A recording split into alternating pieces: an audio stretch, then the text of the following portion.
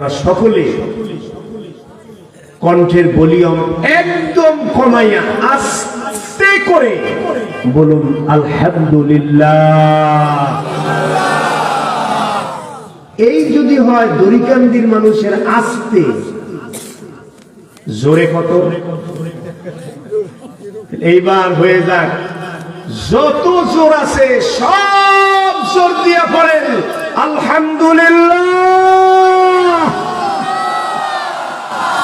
লাখ কোটি, তার থেকে আর অনেক অনেক বেশি দরুদ এবং সালাম পেশ করছি আল্লাহর দোস্ত, আল্লাহর হাবিব, প্যারা নবী রাসূল আরবি হুজুরে পুরনূর সাল্লাল্লাহু আলাইহি ওয়া আলিহি ওয়া সাল্লাম নুরানি কদম মোবারকে সকলে আরেকবার পড়ি সাল্লাল্লাহু আলাইহি ওয়া সাল্লাম।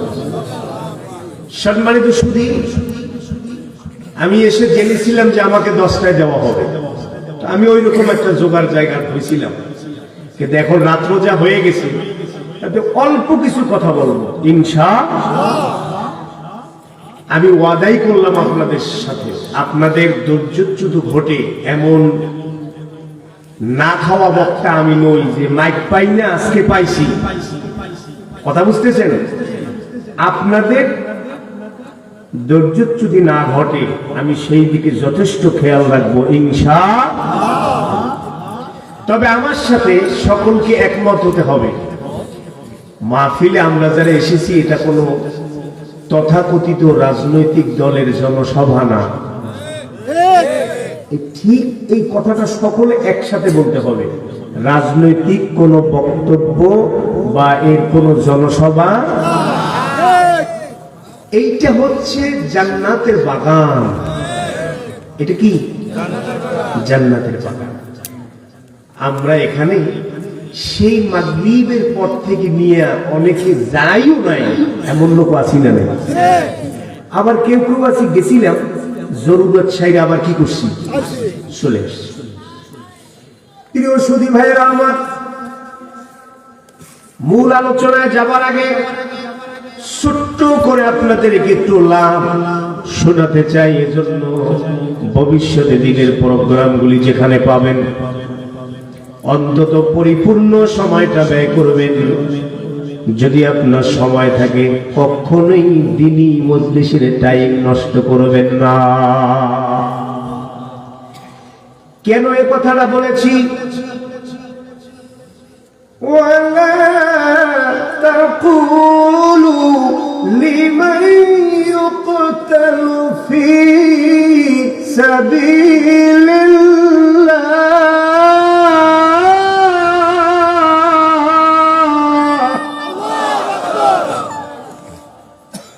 একমাত্র লিল্লাহিয়াতান, আল্লাহর জন্য যারা জীবন দেয় তারা সবাই কি শহীদ, তারা সবাই কি শহীদ।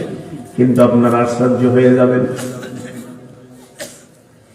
ইমাম জালালউদ্দিন সুয়ুতী রাহমাতুল্লাহ আলাইহি নামটা পরিচিত মনে হয় কিনা? জীবনে কি একবার শুনছেন নাকি?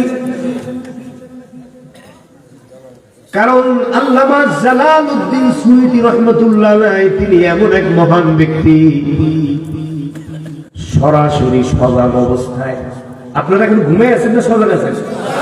আমি একটু দেখবো, বেজার হবেন না, রাত্র বেশি হয়ে গেছে তো একটু লড়াচড়া দিয়ে দেখান কে কে সজাগ আছেন। আল্লাহু আকবার, নারে তাকবীর, নারে সালাম।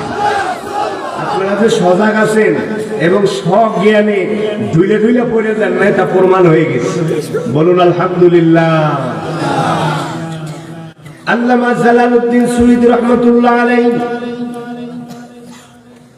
তিনি এইরকম জাগ্রত অবস্থায়, ঘুমের মধ্যে নয়, ঘুমের মধ্যে নয়, ঘুমের মধ্যে নয়, জাগ্রত অবস্থায় একবার দুইবার নয় 70 বারের উপরে রাসূলুল্লাহর দিদার পেয়েছে।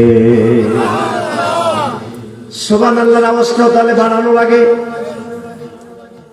একবার যদি কোনো মুমিন, কোনো মুসলমান জবান দিয়ে যদি একবার বলে সুবহানাল্লাহ, বলার সঙ্গে সঙ্গে ওই বান্দার নামে আবার আল্লাহ জান্নাতের ভিতরে একটা পিস বপন করে দেয়।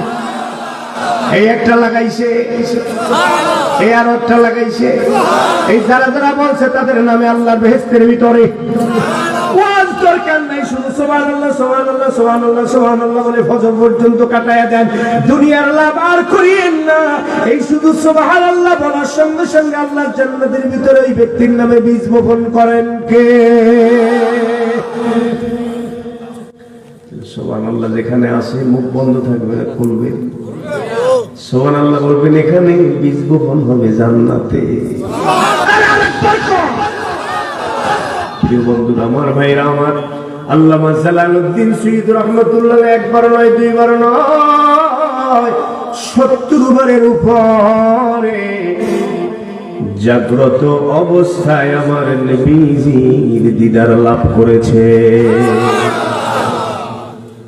কত বড় আশিক রাসূল সে আল্লামা জালালউদ্দিন সৈয়দ রহমাতুল্লাহ আলাইহি। বয়স 40 হয় নাই, কত? 40। আমাদের টাইম এই যে দেখেন, একদল ভাইরা দোকান পাটে আইসে ঘুরে গেলা, বাড়ি যেয়ে কইতেছে মাহফিল থেকে আইসি, আছে না? আরে কারে ফাঁকি দাও, নিজেরে নিজে ফাঁকি দিছো।